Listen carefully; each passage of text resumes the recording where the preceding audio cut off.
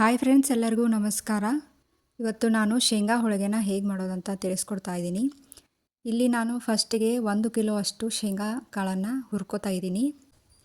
ನೋಡಿ, ಈ ಥರ ಹುರ್ಕೊಂಡು ಆದಮೇಲೆ ನೀವು ಇದನ್ನು ಆರೋದಕ್ಕೆ ಬಿಡಬೇಕಾಗುತ್ತೆ. ಪೂರ್ತಿ ಆರಿದ ಮೇಲೇ ನೀವು ಶೇಂಗಾ ಮತ್ತು ಬೆಲ್ಲನ ಈ ರೀತಿ ಮಿಕ್ಸ್ ಮಾಡ್ಕೋಬೇಕು. ನಾನು ಇಲ್ಲಿ 1 ಕಿಲೋ ಶೇಂಗಾ ಕಾಳಿಗೆ 1 ಕಿಲೋ ಅಷ್ಟು ಪೂರ್ತಿಯಾಗಿ ಬೆಲ್ಲವನ್ನು ತೊಗೊಂಡಿದ್ದೀನಿ. ಆಮೇಲೆ ಈ ರೀತಿ ನೀವು ಇದನ್ನು ಮಿಕ್ಸ್ ಮಾಡ್ಕೋಬೇಕು.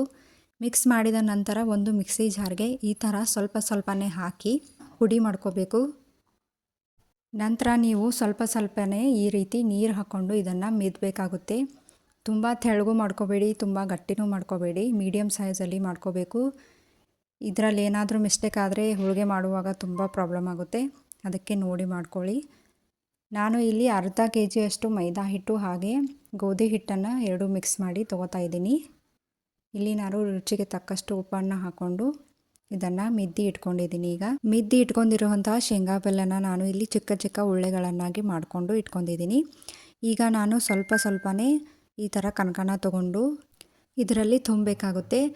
ಸೇಮ್ ಹೋಳಿಗೆ ನಾವು ಹೇಗೆ ಮಾಡ್ತೀವಲ್ಲ, ಅಂದರೆ ಹೂರಣ ಹೇಗೆ ತುಂಬ್ಕೊತೀವಲ್ಲ ಆ ರೀತಿಯೇ ಇದನ್ನು ಕೂಡ ತುಂಬ್ಕೋಬೇಕಾಗುತ್ತೆ. ನೋಡಿ, ಇದೇ ಥರ ತುಂಬ್ಕೊಳ್ಳಿ.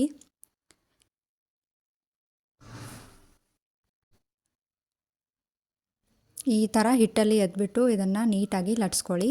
ನೋಡಿ, ತುಂಬ ಭಾರ ಹಾಕೋದಕ್ಕೆ ಹೋಗಬೇಡಿ. ನಂತರ ತವೆಯಲ್ಲಿ ಎಣ್ಣೆನ ಹಾಕ್ಕೊಂಡು ಇದನ್ನು ಬೇಯಿಸ್ಕೋಬೇಕು. ಮೇಲೆ ಚೂರು ಎಣ್ಣೆನ ಹಾಕ್ಕೊಂಡು ಈ ಥರ ಬೇಯಿಸ್ಕೊಳ್ಳಿ. ನೋಡಿ ಯಾವ ರೀತಿ ಉಬ್ಬಿದೆ ಅಂತ, ತುಂಬ ಚೆನ್ನಾಗಿ ಬಂದಿದೆ ಹೋಳಿಗೆ. ನೀವು ಕೂಡ ಮನೇಲಿ ಟ್ರೈ ಮಾಡಿ. ಮತ್ತು ನಿಮಗೆ ಈ ವಿಡಿಯೋ ಇಷ್ಟ ಆಗಿದ್ದರೆ ಲೈಕ್ ಕೂಡ ಮಾಡಿ, ಶೇರ್ ಮಾಡಿ, ಹಾಗೆ ಸಬ್ಸ್ಕ್ರೈಬ್ ಕೂಡ ಮಾಡಿ.